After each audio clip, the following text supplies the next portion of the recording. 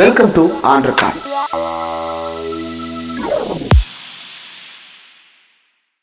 Welcome to on record. Peralai நேயர்களுக்கு வணக்கம். இன்றைக்கு நம்மோடு நேர்காணலுக்காக சிறப்பு விருந்தினராக தீண்டாமை ஒழிப்பு முன்னணியிலிருந்து தோழர் சாமுவேல் ராஜ் அவர்கள் இணைந்திருக்கிறார். அவரோடு பேசலாம். தோழர் வணக்கம். வணக்கம். தமிழ்நாடு தீண்டாமை ஒழிப்பு முன்னணி தான் கடந்த சில வாரங்களாகவே தொடர்ந்து பேசுபொருளாக இருப்பது. ஒரு மாதிரி சட்டத்தை வெளியிட்டிருந்தீங்க. ஆனால் அந்த மாதிரி சட்டத்தை வெளியிட்ட சில நாட்களிலேயே நடந்த அந்த மயிலாடுதுறையில் நடந்த அந்த ஆணவ படுகொலை என்பது ஒருவேளை நீங்க கொடுத்த அந்த மாதிரி சட்டம் ஏற்றுக்கொள்ளப்பட்டிருந்தால் இது ரொம்ப சரியான வகையில விசாரிக்கப்பட்டிருக்குன்றது முதல் நிலையில நான் பார்த்தபோது எனக்கு கிடைத்த தகவல். இப்ப அந்த மயிலாடுதுறையில அந்த இறந்தவர்களுடைய உடல் பிரேத பரிசோதனை செய்யப்பட்டு விட்டதா? என்ன நிலவரத்தில் இருக்கு தொடராங்க? 2 பேருடைய உடலும் பிரேத பரிசோதனை முடிஞ்சது.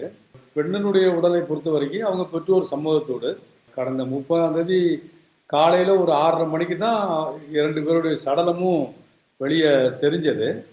அன்றைய தினமே அவங்களுடைய பெற்றோர்களுடைய சம்மதத்தோடு அவங்க பிரேத பரிசோதனை செய்து அவங்க அந்த இரவே 30ஆம் தேதி அடக்கம் பண்ணிட்டாங்க. இந்த தம்பி பார்த்திபனுடைய உடலை பொறுத்த வரைக்கும் அது கொலை வழக்கா பதிவு செய்ய வேண்டும் என்ற ஒரு போராட்டம், நீடித்த போராட்டம் நடந்தது. 1ஆம் தேதி ஒரு 1:30 மணி அளவில் தான் பிற்பகல் காவல்துறையோடு உடன்பாடு ஏற்பட்டு அதன் பிறகு பிரேத பரிசோதனை முடிந்து 1ஆம் தேதி அது இரவுல 10 மணிக்கு அடக்கம் செய்யப்பட்டது. அதுதான் அந்த 2 பேர் அடக்கத்தை பொறுத்தவரை. பிரேத பரிசோதனையுடைய முடிவுகள் வந்துருச்சா? காவல்துறையோடு ஒரு உடன்பாடு எட்டப்பட்டதுன்னு சொன்னீங்க. அது என்ன உடன்பாடு? அந்த சடலங்கள் இருந்த தோற்றங்களை பார்க்குற போது அது யார் பார்த்தாலும் கொலைன்னு நினைக்கிற மாதிரியான ஒரு தோற்றம். 2வது அந்த மரணத்துக்கு முன்பாக நடைபெற்ற சில விரும்பத்தகாத சம்பவங்கள். 30ஆம் தேதி காலையில் 6 மணிக்கு அவங்களுடைய சடலம் அந்த ஊர் மக்களால் பார்க்கப்படுகிறது. 29ஆம் தேதி இரவு 9 மணிக்கு அந்த கிராமத்தில் அந்த பார்த்திபனை அந்த பிள்ளையோட அப்பா சில நபர்களை அழைத்து அடையாளம் காட்டுறாரு. அவர் அந்த பார்த்திபனை அடிக்கிறாங்க. அது காவல் நிலையத்தில் புகாராக புகார் பதிவு செய்யப்பட்டிருக்கு. வன்கொடுமை தடுப்பு சட்டத்தில் அந்த புகார் பதிவு செய்யப்படுது.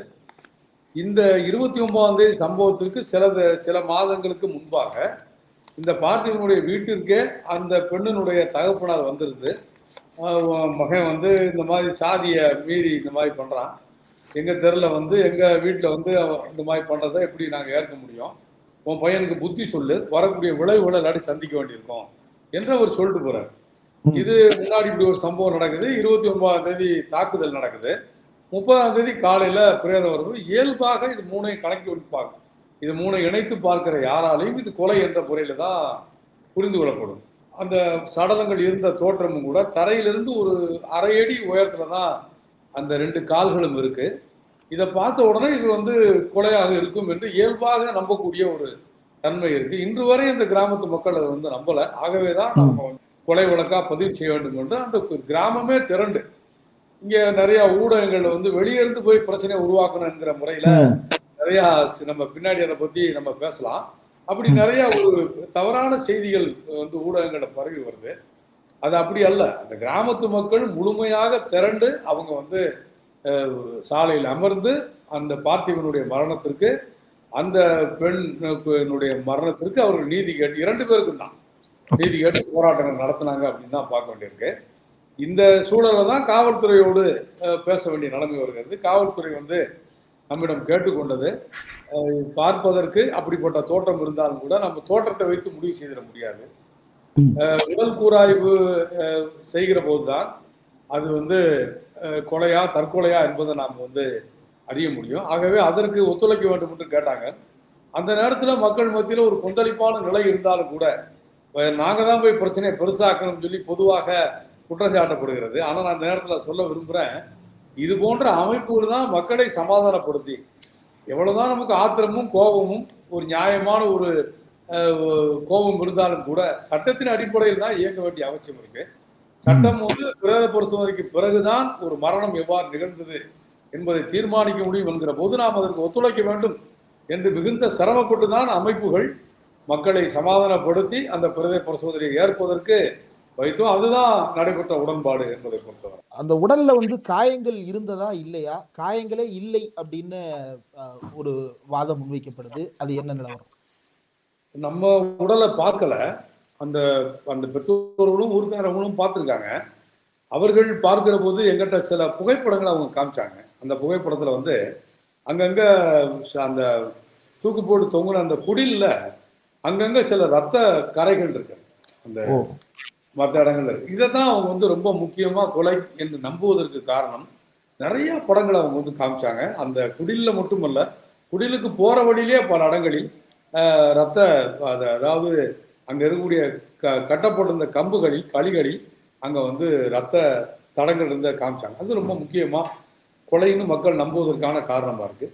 ஆனா மருத்துவர்கள் அவர்கள் பிரேத பரிசோதனை அறிக்கையில உடலில் வெளிப்புற காயங்கள் இல்லை என்று அவங்க சொல்லியிருக்காங்க. அது இல்ல அந்த நமக்கு ரத்தத்தை எல்லாம் வந்து டிஎன்ஏ பரிசோதனைக்கு கலெக்ட் பண்ணிருக்காங்களா? ஃபாரன்சிக் எக்ஸ்பர்ட்ஸ் வந்து அந்த ரத்தத்தை கலெக்ட் ஆமா பண்ணிருக்காங்களா? அந்த மாதிரியான இதெல்லாம் பார்த்துருக்காங்க. இதெல்லாம் இடத்துல வந்து பார்த்துருக்குறாங்க. அதான் ஒரு முழுமையான அறிக்கை என்பது ஒரு 10 நாள் 15 நாள் நமக்கு அவகாசம் கேட்டிருக்காங்க. அந்த அவகாசம் கிடைத்த பிறகு நம்ம அதை பத்தி பார்க்கலாம். அந்த பிரேத பரிசோதனையில உறவினர்கள் யாராவது, அந்த பையனுடைய உறவினர்கள் யாராவது உடனிருக்க அனுமதிக்கப்பட்டார்களா? அல்லது இந்த போராட்டத்தை முன்னின்று நடத்தி காவல்துறையோடு பேச்சுவார்த்தை நடத்தி அதற்கு பிறகு ஏற்பாடு செய்த தோழர்கள் யாராவது அதில் கலந்துகிட்டாங்களா? பிரேத பரிசோதனை எப்படி நடைபெற்றது? முறையாக நடைபெற்றதா? சட்டப்படி பிரேத பரிசோதனை நடைபெற வேண்டும் என்பதை வற்புறுத்தினோம். காவல்துறை அதுக்கு தயாராக தான் இருந்தாங்க. சட்டப்படியான உடல் கூராய்வு என்று வருகிற போது சாதாரணமான மரணங்களில் ஒரு மருத்துவர் மிக வேகமாக உடல் கூற, அது ஒன்றும் சந்தேகத்துக்கிடமானது கிடையாது. பொதுவான மரணங்கள், மருத்துவமனை நடைபெறக்கூடிய மரணங்கள் ஒரு சில காரணங்கள், மரணத்துக்கான காரணம் முன்பே கூட தெரிஞ்சிருக்கும். ஆகவே அந்த உடல் கூராய்வு ஒரு சம்பிரதாய அடிப்படையில் நடைபெறுவது. ஆனால் இது போன்ற சந்தேகத்துக்கிடமான மரணம் எஃப்ஐஆர் அப்படி தான் போடப்பட்டிருக்காரு. முதல் தகவல் அறிக்கை சந்தேகத்துக்கிடமான மரணம் 174 போடப்பட்டிருக்கு. ஆகவே இது போன்ற மரணங்களை எப்படி கையாள வேண்டும் என்பது தொடர்ந்த போராட்டங்களுக்கு பிறகு ஏராளமான நீதிமன்ற வழிகாட்டுதல்கள், ஒரு குழு மருத்துவர்கள், அது 3 பேரோ 5 பேரோ, அந்த மரணத்தை பொறுத்து அது நிச்சயமாக வந்து ஒரு தடயவியல் நிபுணர் இருக்க வேண்டும் என்பது சட்டம். அந்த அடிப்படையில் ஒரு தடயவியல் நிபுணர், அதுவல்லாமல் அந்த உடல் கூராய்வு குழுவில் 2 மருத்துவர்கள், இதெல்லாம் அவங்களே ஏற்பாடு பண்ணாங்க. இதை கடந்து எங்களால் நியமிக்கப்படுகிற அல்லது எங்களுடைய நம்பிக்கையை பெற்ற 2 மருத்துவர்கள் இருக்க வேண்டும் என்று கோரிக்கை நாங்கள் முன்வைத்தோம். அதன் அடிப்படையில் 2 மருத்துவர்கள் இணைக்கப்பட்டு 5 பேர் கொண்ட மருத்துவ குழு அதை உடல் கூராய்வு வந்து பண்ணாங்க. முழுக்க அது வந்து வீடியோ பதிவு செய்யப்பட்டிருக்கிறது. உடல் கூராய்வுக்கு முன்பும் பிறகும் அது முழுக்க பதிவு செய்யப்பட்டிருக்கு. உடற்கூறாய்வினுடைய முடிவுகள் கிடைச்சிருச்சா? அதன் அடிப்படையில் ஏதாவது இப்போ டெவலப்மெண்ட்ஸ் இருக்கா? அதான் உள் உறுப்புகள் தொடர்பாக வேறு விஷம் கொடுக்கப்பட்டிருக்கிறதா, வேறு மாதிரியான துன்புறுத்தல் உள்காயங்களை ஏற்படுத்தியிருக்கிறதா என்பதை பொறுத்தவரை அது இன்னும் கொஞ்சம் தாமதமாகும். ஒரு 2 வார அவகாசம் என்பதை கேட்டிருக்காங்க. ஆனால் மரணத்திற்கான காரணம் என்ன என்பதை பற்றியும், வெளிப்புற தோற்றத்தில் ஒரு கொலை என்பதற்கான ஒரு தூக்கு கயிறு வந்து ஒருவர் தூக்கிட்டு கொண்டால் வந்து அது வந்து சாதாரணமாக தூக்கு கயிறு வந்து கழுத்தினுடைய ஒரு பகுதியை மட்டும்தான் அது இருக்கும். அது ஒரு வடிவத்தில் அந்த தூக்கு என்பது இருக்கும். ஆனால் அவரை வந்து ஒரு கயிறை வச்சு நம்ம கொலை செய்கிறாங்கன்னா அது கழுத்தை சுற்றி அந்த கயிறு தடம் இருக்கும், அந்த தடம் இருக்கும். தூக்கு போட்டாங்கன்னு சொன்னால் கழுத்தில் ஒரு பக்கம் மட்டும் வடிவத்தில் அது வந்து அந்த தடம் இருக்கும். இது மாதிரியான வெளிப்புறமாக பார்க்கக்கூடிய இதை தான் நம்ம வந்து மருத்துவர்கள், இதைத்தான் போலீஸார் நம்மகிட்ட கேட்டாங்க. மருத்துவர்களுடைய முதல் அறிக்கை, முதல் பார்வை எப்படி இருக்கு என்ற அடிப்படையில் நாம் வந்து போகலான்னு சொல்லி சொன்னாங்க. நாங்கள் வந்து அவங்கள்ட்ட வந்து நாங்கள் வைத்த கோரிக்கையை பொறுத்த வரைக்கும், இது கொலையாக இருந்தால் கொலை வழக்கு பதிவு செய்யும். இது தற்கொலை என்று முடிவானால், மருத்துவர்கள் தற்கொலை என்று கருதினால், இது ஒன்றும் சாதாரணமாக அந்த தற்கொலை நடக்கல. தற்கொலைக்கு தூண்டப்பட்டு இந்த தற்கொலை நடந்தது. எனவே தற்கொலைக்கு தூண்டியதாக செக்ஷன் 306 படி இதை வந்து பதிவு செய்யணும் என்று நம்ம கேட்டோம். இந்த காவலர்கள் வந்து உடல் கூராய்வுக்கு முன்பாகவே இதை வந்து அவர்கள் ஏன்னா இதுக்கும் மருத்துவருக்கும் தொடர்பு இல்லை. இது அங்கே நடந்த சூழலும் அந்த கிராமத்தில் இருக்கக்கூடிய இதற்கு அந்த குறிப்பிட்ட இந்த மரணத்துக்கு முன்னால் நடைபெற்ற சம்பவங்களும், இதுக்கு இங்கே இருக்கக்கூடிய சாதிய பிரச்சனைகளும், அந்த அவருடைய காதலும் தான் இதுக்கு ஒரு காரணமாக இருக்கு என்பதை வந்து ஏற்கனவே நமக்கு தெரிஞ்ச விஷயம். ஆகவே நம்முடைய பேச்சுவார்த்தையில் கேட்டால் அந்த அடிப்படையில் வந்து அவங்க முதல்ல இதை வந்து வருவாய்த்துறையும் காவல்துறையும் அதை ஏற்றுக்கொண்டார்கள். அந்த அடிப்படையில் தான் நம்ம வந்து உடல் கூராய்வுக்கு சம்மதித்தோம். அங்கே வந்து உடல் கூராய்வு முடிந்த பிறகு அங்கே பார்க்குற போது 2 பேருமே வந்து மருத்துவர்களுடைய முதல் கட்ட தகவல் அடிப்படையில் பார்க்கிற போது 2 பேருமே அவங்க வந்து தூக்கிட்டு தற்கொலை செய்திருக்காங்க என்பதுதான் மருத்துவர்களுடைய கருத்தாக இருக்கிறது. எனவே நம்ம அந்த அடிப்படையில் அவங்க மேலே வந்து தற்கொலைக்கு தூண்டியதாக வழக்கு பதிவு செய்யப்பட வேண்டும் என்று ஏற்கனவே அதுதான் நியாயம் கூட. நம்ம கோரிக்கை வைக்கலாட்டி கூட அதுதான் நியாயம். இது எல்லாருமே இதை உணர்வாங்கன்ற அடிப்படையில் தற்கொலைக்கு தூண்டியதாக வழக்கு பதிவு செய்யப்பட்டிருக்கு. குற்றவாளிகள் கைது செய்யப்பட்டிருக்காங்க என்பதை அந்த நேரத்தில் நம்ம சொல்ல வேண்டியிருக்கு. ஓகே, இப்ப உடற்கூறாய்வுல தற்கொலை அப்படின்னு கிடைச்சிருந்தாலும் கூட பொதுவா இந்த மாதிரியான நிகழ்வுகள்ல அந்த சந்தர்ப்பம் என்னவாக இருந்தது அப்படின்றதையும் சேர்த்து ஆய்வாங்க. அதுதான் நீங்க சொல்றீங்க, காலுக்கும் தரைக்கும் இடையில அரை அடி தான் கேப் இருந்தது. அதே போல அந்த ஃபுட்டேஜை பார்க்கும்போது தெரிய வந்தது என்ன அப்படின்னா, கழுத்துக்கும் அந்த முடிச்சு மாட்டப்பட்ட இடத்துக்கும் கூட ரொம்ப சின்ன அளவுதான் இடைவெளி இருந்தது. நீண்ட தூக்கு அப்படின்னா உடனே உயிர் போகும். ஆனா சிறிய தூக்கு அப்படிங்கும் போது உடல் ரொம்ப துடிதுடித்து நீண்ட நேரம் ஆகும் அந்த உயிர் பிரியறதுக்கு. அப்போ இது பார்க்கும் போதே இதுல நிறைய சந்தேகங்கள் இருக்கு அப்படின்றது வெளிப்படையாக தெரிகிறது. ஆனால் அந்த உடல்ல காயங்கள் இல்ல, அதை வந்து கொலையாக கருத முடியாது அப்படின்ற அந்த பார்வை எப்படி புரிஞ்சுக்கிறது? இந்த சந்தர்ப்ப சூழல்களை காவல்துறை கருத்தில் கொண்டு வழக்கு பதிவு செய்கிறார்களா? என்ன நிலவரத்தில் அங்க சூழல் இருக்கு? இல்லை, இந்த நீங்க குறிப்பிட்ட இந்த அனைத்து விதமான சந்தர்ப்ப சூழ்நிலைகளும் அது கொலை என்று கருதுவதற்கு அதிகமான வாய்ப்பை தருது. அதனால தான் நம்ம வந்து இப்போ எங்களை மாதிரியான அமைப்புகள் செல்கிற போது ஒரு மிக அதை மற்றவர்கள் கேட்கிற போது ஒரு நியாயமான கோரிக்கை என்ற அடிப்படையில் அது இருக்கணும். நம்ம ஏன்னா கோரிக்கை யாருக்குமே போய் வைக்கிறது இல்லை. சட்டம் படித்த காவல்துறை அதிகாரிகிட்ட நம்ம கோரிக்கை வைக்கிறோம். மாவட்ட நிர்வாகம் செய்கிற வருவாய்த்துறை அதிகாரிகிட்ட நம்ம வந்து மாவட்ட ஆட்சியர் உட்பட கோரிக்கை வைக்கிறோம். ஏராளமான உங்களை போன்ற ஊடக நண்பர்கள் நிறைய பேர் அங்கே இருக்கிறாங்க. இந்த பாதிக்கப்பட்ட குடும்பம் மட்டுமல்லாது பொதுவானவர்கள், அந்த ஊருடைய பொதுமக்கள் என்ற முறையில் இருக்கிறாங்க. இப்போ எல்லோருக்குமே நம்முடைய கோரிக்கை என்பது ஒரு நியாயத்தின் அடிப்படையில் வைக்கப்பட்ட கோரிக்கையாக இருக்க வேண்டும் என்ற அடிப்படையில் தான் நம்ம வந்து கோரிக்கையில் அந்த நேரத்தில் உருவாக்குறது. அப்படி உருவாக்கப்பட்ட கோரிக்கையை பொறுத்த வரைக்கும் நீங்கள் சொல்கிற அடிப்படையில் அந்த புறச்சூழல் முழுக்க முழுக்க அது ஒரு கொலை என்பதற்கான ஒரு ஒரு அந்த அந்த நேரங்கள் கூட அப்படி தான் வருது. அதாவது முதல் நாள் இரவு 10:30 மணி வரைக்கும் காவல் நிலையத்தில் இருக்கிறாங்க. இவருடைய பையனுடைய அப்பாட்ட நம்ம கேட்குறோம், உங்கள் பையனை எப்போ கடைசியாக நீங்கள் வந்து பார்த்தீங்கன்னு சொல்லி. நாங்கள் புகார் கொடுத்துட்றோம். காவல்துறை இந்த நேரத்தில் நடந்து கொண்ட சில சம்பவங்கள் கூட நமக்கு ரொம்ப ஆச்சரியமாக இருக்கிறது. நள்ளிரவில் இந்த பையனுடைய அப்பா மாரிமுத்து வந்து அவங்க காவல் வீட்டில் வந்து காவல்துறையினர் வந்து அவரை தூங்கிட்டு இருந்தவரை எழுப்புறாங்க. அவர் புகார் கொடுக்குறாங்க. முதல் நாள் விசாரணை நடைபெறுது. 10:30 மணி வரைக்கும் விசாரணை நடக்குது. 10:30 மணிக்கு அடுத்து அவங்களை அனுப்பி வச்சுறாங்க. வழக்கு பதிவு செஞ்சு அனுப்பிடுறாங்க. இவர் 10:30 மணிக்கு அடுத்து இவரு ஒரு பையன் வந்து வீட்டில் தூங்கிடுறாங்க. ஏறக்குறைய ஒரு 2:30 மணி அளவுக்கு காவல்துறை வந்து இவங்க வீட்டில் எழுப்பி அந்த தாக்குதல் தொடுத்த பையனை அடையாளம் காமிச்சார்ல, அவர் லட்சுமிகாந்தன் அவருடைய பெயர், அந்த பிள்ளையோட அப்பா பேர். அவருடைய வீட்டை அடையாளம் காட்ட சொல்லி இவரை வந்து எழுப்புறாங்க. இதுவே முதல்ல தப்பு. அது ஒரு சின்ன கிராமம். அந்த கிராமத்தில் வந்து அவங்க வந்து வேற யார் மூலமாக அந்த அடையாளத்தை அவர்கள் வந்து காண்பிக்க வைத்திருக்க முடியும். ஆனால் மாரிமுத்து அழைத்து மாரிமுத்து மூலமாக லட்சுமிகாந்தனுடைய வீட்டை அடையாளம் காட்ட சொல்கிறாங்க. அந்த நேரத்தில் இவர் போய் வீட்டை அடையாளம் காட்டுறதுக்காக தூரத்துலேருந்து இதுதான் வீடு என்று அவர் அடையாளம் காட்டுகிறார். அப்புறம் காவல்துறை அங்கே போகுது. இவர் வீட்டுக்கு வர்றாரு. அந்த நேரத்தில் ஏறக்குறைய வந்து மணி ஒரு 2லேருந்து 3 மணி. அந்த நேரத்தில் இவருடைய பையன் வீட்டில் தூங்கிட்டு இருக்கான். இவர் பார்க்குறாரு. ஆனால் அவன் சடலமாக தொங்குறது 6:30 மணி. எனவே 3க்கும் 6க்கும் இடையில இந்த நேரத்தில் தான் இது நடந்திருக்கிறது. எனவே தான் இதை கொலை என்று நம்புவதற்கான அதிகப்படியான ஒரு காரணம் இருந்தது. எப்படி அந்த ஊர் மக்கள் சந்தேகப்பட்டான்னு கேட்டிங்கன்னா, இவரை வந்து தொலைபேசியில் அழைச்சிருக்கணும். ஏன்னா இவர் தூங்கிட்டார். இவர் வந்து அங்கே போகலை. ஆகவே தொலைபேசியிலிருந்து அழைக்கப்படாமல் இவர் அங்கே போயிருக்கிறதுக்கான வாய்ப்பு இல்லை. அப்போ ஒன்று அந்த அந்த அந்த பிள்ளையினுடைய செல்ஃபோனை எடுத்து அவங்க பெற்றோர்களோ உறவினர்களோ யாரோ வந்து செல்ஃபோனில் அழைச்சிருக்கணும். ஆகவே தான் அவர் போயிருப்பார்.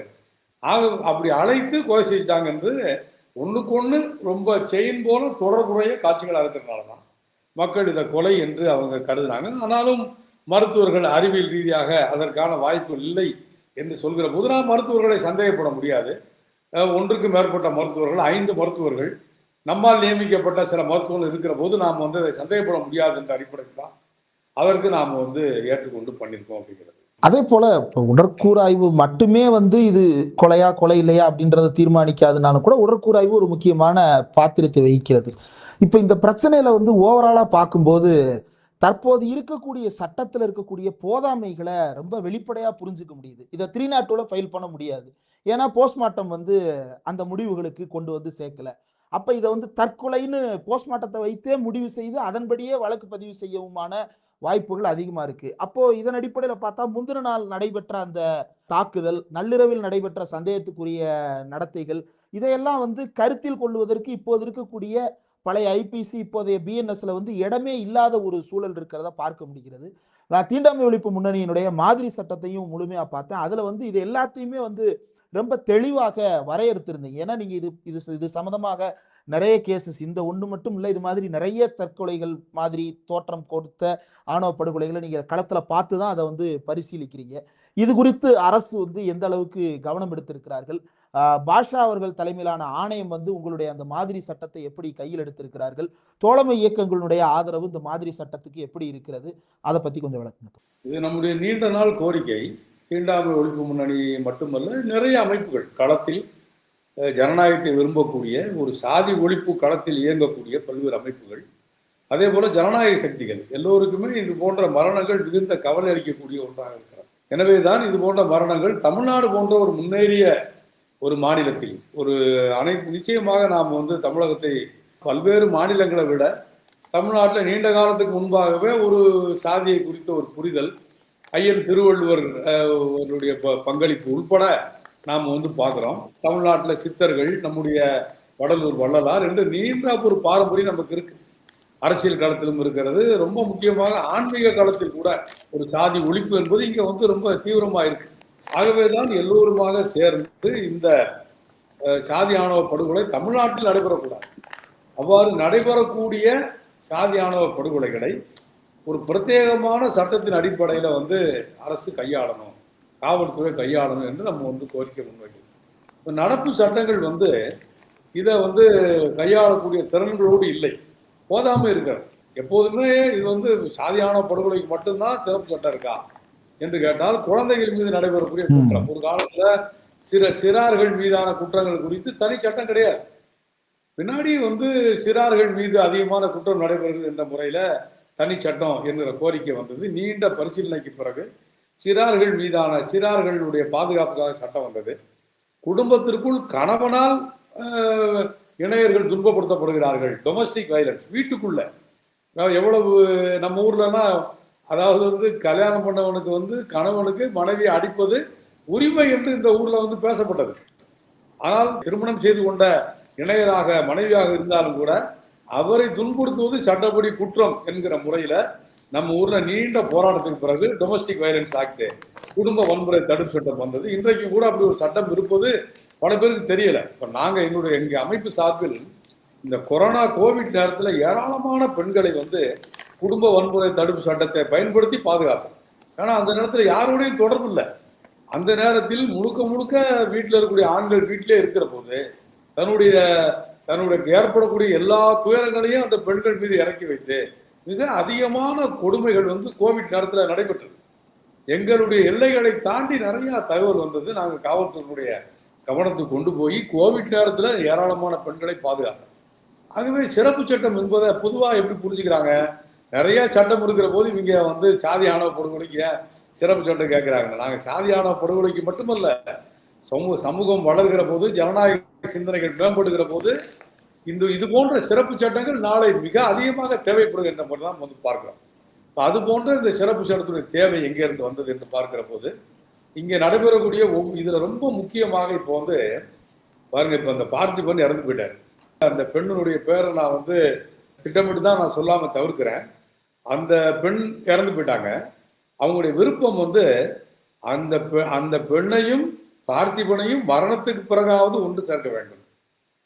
எனவே ஒரே சிதையில் வைத்து எரிக்க வேண்டும் அல்லது ஒரே குழியில் புதைக்க வேண்டும் என்று அந்த அந்த கிராமத்தினுடைய ஒட்டுமொத்த மக்களின் கோரிக்கை. நம்ம வந்து நாடக காதல் என்று ரொம்ப சுலபமா வந்து தமிழ்நாட்டில் ஒரு வார்த்தையை பேசுறாங்க. அவங்களெல்லாம் நான் சொல்ல விரும்புகிறேன், மரணத்துக்கு பிறகு மனச்சாட்சியோடு அந்த குடும்பம் தன்னுடைய பிள்ளைக்காக மட்டுமல்ல, என்னுடைய மகனுக்காகத்தானே அந்த பிள்ளை இறந்து போயிட்டான். ஆகவே அவ என்னுடைய மருமகள், நான் வந்து அவங்கள ஒன்றாகத்தான் புதைக்க வேண்டும். எங்கள் வீட்டில் வந்து நாங்கள் ஒன்றாகத்தான் 2 பேருக்கும் படம் வைக்க வேண்டும். என்று தன்னுடைய சொந்த மருமகளாகத்தான் இந்த குடும்பம் கருதுகிறது. அந்த கிராமம் ஒட்டுமொத்த அந்த தலித் குடியிருப்பும் அந்த பிள்ளைக்கு தர வேண்டிய மரியாதை தர வேண்டும், ஒரு கௌரவமான முறையில் பார்த்திபனோடு சேர்ந்து அடக்கம் செய்யப்பட வேண்டும் என்று அவங்க விரும்புகிறாங்க. இதை எப்படி நாடக காதல் சொல்லி பேச முடியும்? இப்போ ஒரு பிரச்சனை வருது. இதில் இப்போ இது மாதிரியான இடங்கள்ல இவங்களுக்கு இப்போ முதல் நாள் புகார் பண்ணுறாங்கல்ல, புகார் செய்கிற போது சாதியான படுகொலைக்கு எதிரான தனி சட்டம் இருந்திருந்தால், அந்த சட்டத்தின் அடிப்படையில் புகார் வழக்கு பதிவு செய்யப்பட்டிருந்தால் அந்த பெண்ணை அழைத்து காவல் நிலையத்தினுடைய பாதுகாப்பில் வைத்திருக்க முடியும். அவங்க மேஜராக இருந்தால் திருமணம் பண்ணி வைக்கணும், மைனராக இருந்தால் ஹோமில் வைக்கணும். இதுதான் சட்டம். மைனராக இருந்தால் பெற்றோர்கள் ஒப்படைப்பது அல்ல. இப்போ அந்த முறையில் அப்படி அந்த அந்த மரணத்தை தவிர்த்திருக்க முடியும், நிச்சயமாக உயிரிழப்புகளை பாதுகாத்திருக்க முடியும் அப்படிங்கிறது இங்கே ஒன்றா இருக்கு. அதே போல் இங்கே நம்ம தம்பியினுடைய இந்த காதலை வெளிப்படுத்துவதற்கான ஒரு வாய்ப்பு சட்டப்படியான முறையில் கிடைச்சிருக்கும், பதிவு செய்வதற்கான வாய்ப்பு கிடைச்சிருக்கும். இப்போ நிறைய பேர் இங்கே பேசுகிறப்ப சொல்கிறாங்க, அது ஒரு தனி கதை, நம்ம பின்னாடி கூட அதை பற்றி பேசுவோம். அதாவது 17 வயசு இவங்கெல்லாம் போய் ஒரு போக்சோ குற்றவாளியை பாதுகாத்தாங்கன்னு சொல்லி. இப்போ என் கையில் இப்போ தமிழ்நாட்டில் ஒரு 10 நாளாக பார்த்தீங்கன்னா எங்களை குறிவைத்து நாங்கள் போட்ட வீடியோக்களெல்லாம் ட்ரோல் பண்ணி அவங்க போடுறாங்க. இவர்களுக்கெல்லாம் மனசாட்சி இருக்கிறதா, ஒரு போக்சோ குற்றவாளிக்காக பேசுகிறாங்கன்னு சொல்லி. அதில் சில வழக்கறிஞர்களும் பேசியிருக்காங்க. நான் அவங்களுக்கு பூரா இந்த பேட்டியின் மூலமாக நான் பதில் சொல்ல விரும்புவது, நீங்கள்லாம் வழக்கறிஞர்கள் தான், சுப்ரீம் கோர்ட்டினுடைய, உச்சநீதிமன்றத்தினுடைய அல்லது உயர்நீதிமன்றத்தினுடைய பல தீர்ப்புகள் வந்திருக்கிறது.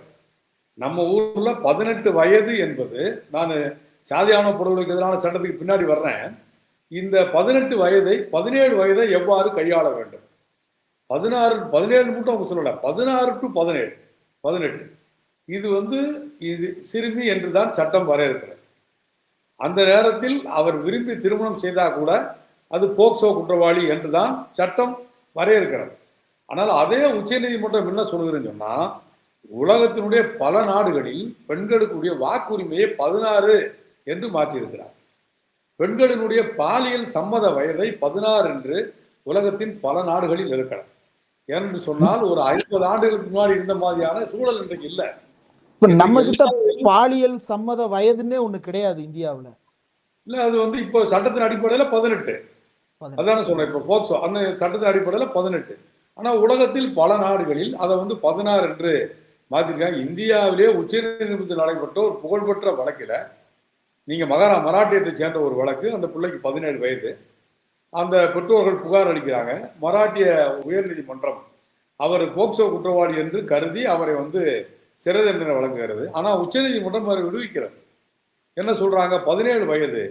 இந்த 16 to 18 வயது என்பதை அந்த நடைபெற்ற சூழலை கணக்கில் எடுத்துக்கொண்டு, அந்த சூழல், அந்த பெண்ணினுடைய விருப்பம், பையனுடைய விருப்பம், இது எல்லாத்தையும் கணக்கில் எடுத்துக்கொண்டுதான் ஒரு நெகிழ்வுத்தன்மையோடு நீதிமன்றம் இந்த வழக்குகளை கையாள வேண்டும் என்று சொன்னதோடு மட்டுமில்லாமல் அதுக்கு முன்னுதாரணமாக உச்சநீதிமன்றமே அந்த மராட்டிய இளைஞரை விடுதலை செய்து, அந்த விடுதலைக்கு இவங்க என்ன காரணம் சொல்றாங்க, 17 வயசு தான், ஆனால் 2 பேரும் சம்மதித்து அவங்களுக்கு குழந்தை இருக்குது, இந்த குழந்தையினுடைய எதிர்காலம் ஒன்று இருக்கிறது. ஆகவே உலகத்தில் பல நாடுகளில் இப்படிப்பட்ட ஏற்பாடு இருக்கிற போது அந்த சூழலை கணக்கில் எடுத்துக்கொண்டு நீதிபதிகள், நீதிமன்றங்கள் இதை கணக்கில் எடுக்க வேண்டும் என்று சொல்கிறது. அந்த அடிப்படையில் தான் அவரை விடுதலை செய்து 2 பேரையும் சேர்த்து வைத்த ஒரு உச்சநீதிமன்ற தீர்ப்பை பார்க்குறோம். நம்ம இந்தியாவுடைய ஒன்றிய அரசாங்கத்துடைய சட்ட கமிஷன், 23வது சட்ட கமிஷன் என்று கருதுகிறேன். அந்த 23வது சட்ட கமிஷன் அதனுடைய 283வது பக்கத்தில் அவங்க இந்த பிரச்சனையை டீல் பண்ணுறாங்க. இந்த 16 to 18 வயது இருக்கக்கூடிய இந்த பெண்கள்,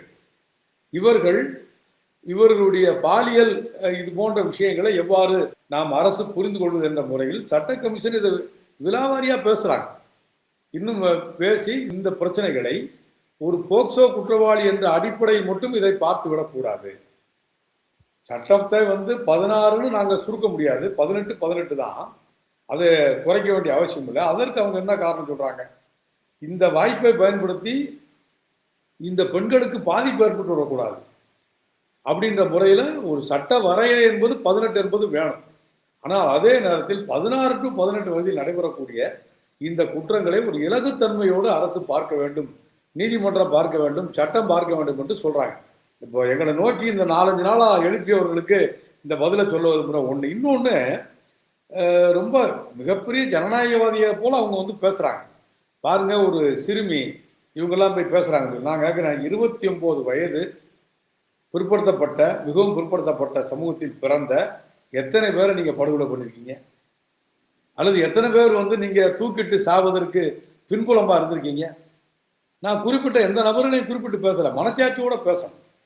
அதாவது வந்து 17 வயது தான் காரணம், இல்லை என்றால் நாங்கள் இதை எதிர்க்க மாட்டோம் என்று சொல்லக்கூடியவர்கள் என்ன? நீங்க வயது வந்து தமிழ்நாட்டில் எவ்வளவு பெரிய பட்டியல் நான் சொல்ல முடியும்?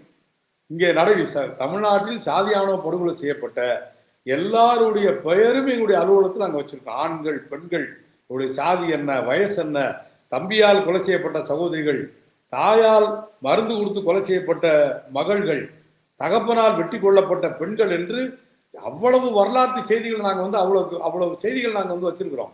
இதில் எல்லாருமே 17 வயசா? 1-2 பேர் தான் இது போன்ற சிறுமிகள். எல்லாருமே 18 வயசு, இன்னும் சொல்ல போனால் 30 வயது, வெளிநாட்டில் துபாயில் வேலை பார்த்துக்கிட்டு இருக்காங்க. என்ன, துபாயில் போய் இவங்க வந்து நான் ஒரு 2 நாளுக்கு முன்னாடி ஒரு வீடியோ கேட்டேன். ஒரு படித்து வேலைக்கு போன பிறகு கல்யாணம் பண்ணால் நாங்கள்லாம் ஏன் தடுக்க போகிறோம்னு சொல்கிறாங்க. அடே அப்பா, இவங்களுடைய ஜனநாயக உணர்வை பார்த்தா எனக்கு ரொம்ப ஆச்சரியமாக இருக்குது. அவ்வளோ பெரிய ஜனநாயகவாதியா நீங்கள்? 30 வயது, துபாயில் வேலை பார்த்துட்டு இருக்காங்க ஒரு சகோதரி. அவங்களுடைய, நான் பேரை வந்து இங்கே நான் அவருடைய பாதுகாப்பு குறித்து நான் குறிப்பிட விரும்பவில்லை. 5 ஆண்டு காலமாக அவர் வந்து காதலிக்கிறார். அவருடைய கணவரும் அவர் விரும்பியவரும் அவர் சென்னையில் ஒரு நிறுவனத்தில் ஒரு மிகப்பெரிய பிரம்மாண்டமான சம்பளத்தில் வேலை பார்க்கிறார். ஆனால் ஒரு தலித் சமூகத்தை சார்ந்தவர் என்கிற ஒரே காரணத்திற்காக இந்த திருமணத்தை வந்து அவங்க மறுக்கிறாங்க. எங்களுடைய அலுவலகத்தில் அந்த திருமணத்தை நாங்கள் வந்து செஞ்சு வச்சோம். இப்படி எத்தனையோ சம்பவங்கள் நான் சொல்ல முடியும். எனவே இவர்கள் ரொம்ப தப்பான ஒரு செய்தியை வந்து சொல்றாங்க. சிறுமி என்பதனால் நாங்கள் எதிர்க்கிறோம் என்று. அது அப்படி கிடையாது. சாதி என்பதனால் எதிர்க்கிறோம் என்பதுதான் உண்மை. இந்த கொலைகளுக்கு போனால், இந்த மரணங்களுக்கு முழுவதும் எது காரணம் என்று கேட்டால் சாதிதான் காரணம் என்பதை நான் மிக அழுத்தமாக சொல்லிக்கொள்ள விரும்புகிறேன். எனவே உண்மையில் ஜனநாயக சிந்தனையோடு இவர்களாம் வெளியே வரணும் என்கிற கேள்வியை உங்களுடைய இதோடு நான் சொல்ல விரும்புகிறேன். அடுத்து நீங்கள் கேட்டால் சாதியானவ படுகொலைக்கு எதிரான தனி சட்டம். இப்போ வந்து இதில் இப்போ நிறைய வழக்கு நம்ம இப்போ உடுமலை சங்கர் வழக்கு எல்லாருக்கும் தெரிஞ்ச ஒரு பொதுவான வழக்கு. இந்த உடுமலை சங்கர் வழக்கில் அவங்க வந்து சங்கரையும் கொலை செய்யணும், கௌசல்யாவையும் கொலை செய்யணும். இதுதான் அவங்களுடைய நோக்கம். 2 பேரையும் கொலை செய்ய வேண்டும் என்பதுதான் கௌசல்யா குடும்பத்தாருடைய நோக்கம். 2 பேரையும் அவங்க வந்து கொலை பண்ணுறதுக்கு முயற்சி பண்ணுறாங்க. அந்த ஸ்பாட்லேயே சங்கர் இறந்து போயிடும். கௌசல்யாவும் இறந்து போயிட்டாங்கன்னு தான் விட்டுட்டு போகிறாங்க.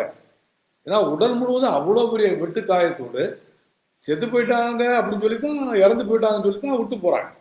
2 பேரையும் ரத்த சகதியோடு ரத்த சேரோடு அவங்கள வந்து ஒரே வாகனத்தில் அள்ளி போட்டு தான் கொண்டு போகிறாங்க.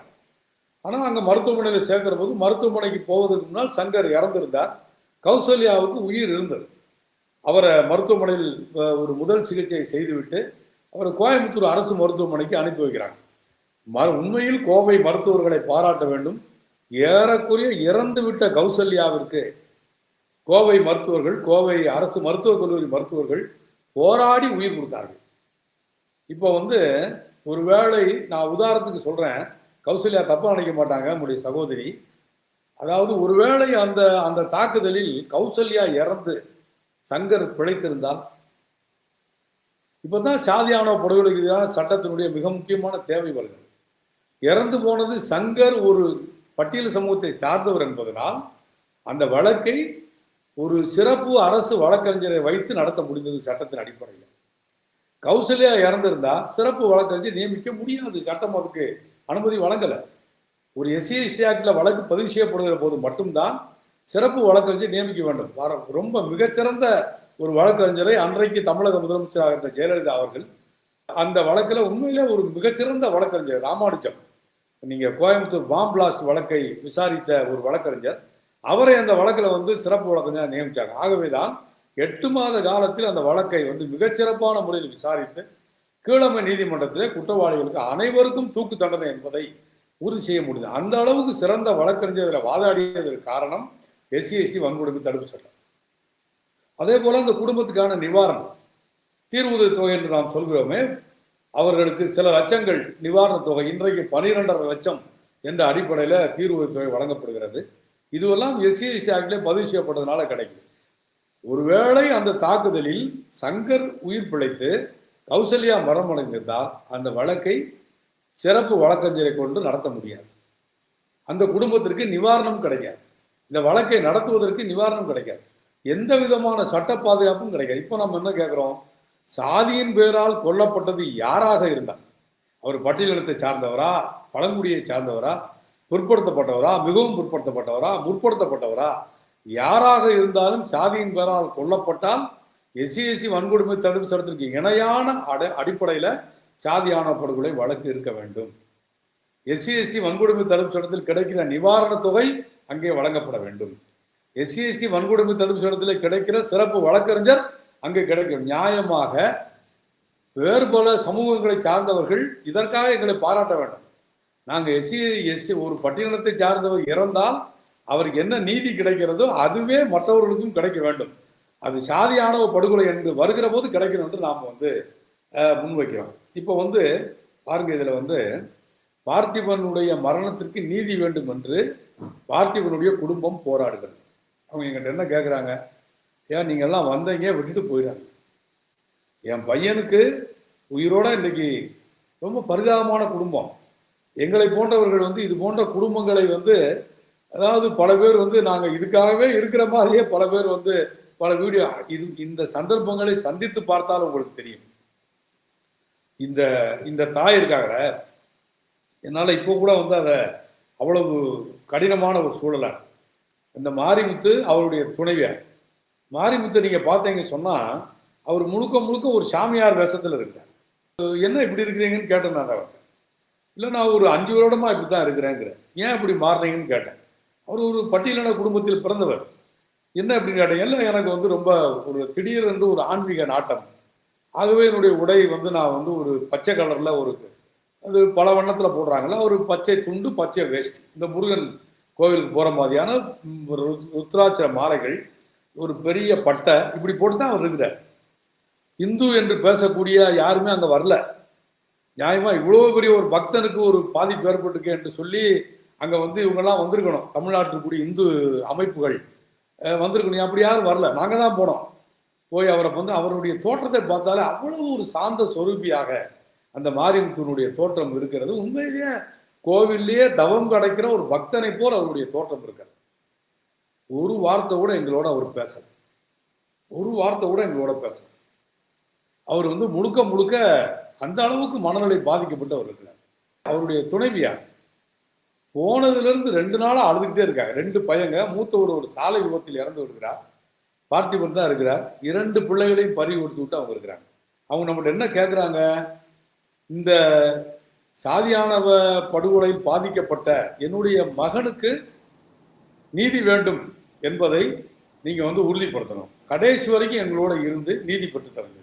நான் கேட்குறேன், இது மாதிரி ஒரு உயிர் தானே அந்த பிள்ளை, அந்த கூட பிறந்த அந்த பிள்ளையினுடைய உயிர் நீதி வேண்டும் என்று அந்த குடும்பம் போராடுமா?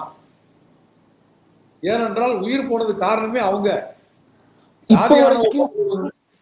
இப்ப வரைக்கும் அந்த பெண்ணினுடைய பெற்றோர் என் பெண்ணினுடைய மரணத்தை விசாரிங்கன்னு கோரிக்கை கூட வைக்கலையா? ஆமா, வைக்க மாட்டாங்கல்ல.